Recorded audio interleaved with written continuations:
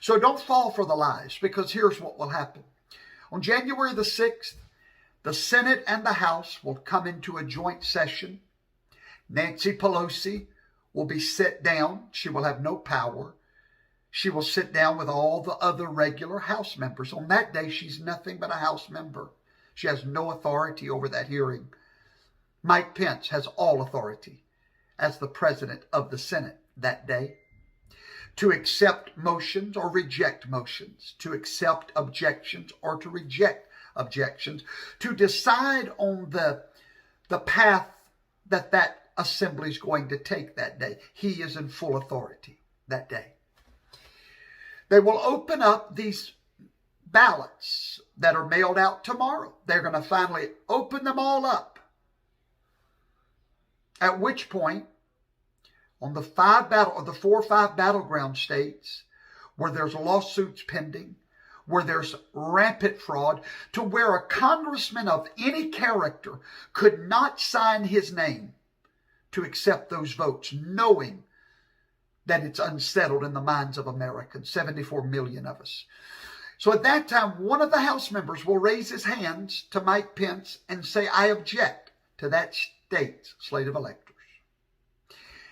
Now we have 2 senators that will also raise their hands, one of them being Rand Paul, and the other one still is hanging in the balance, but I know he's going to come across.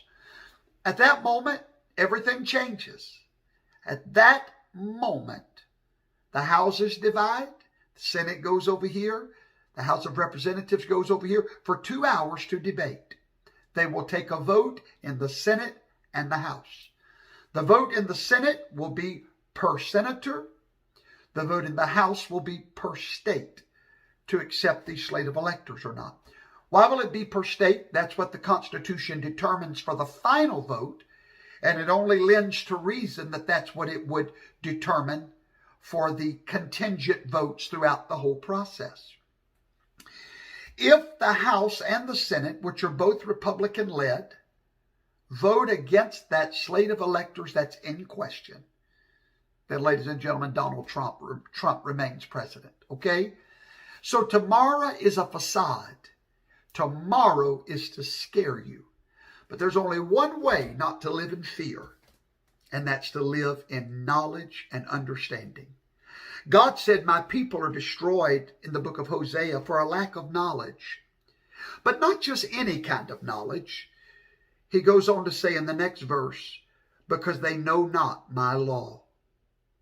If you want to live in fear, then you will not know the law. But if you understand your Constitution, you won't have one drop of fear tomorrow. You will take it with a grain of salt. And let all the others that don't know the law make fun of you, criticize you for not accepting the inevitable. No, when you know the path, you'll never wind up lost, okay?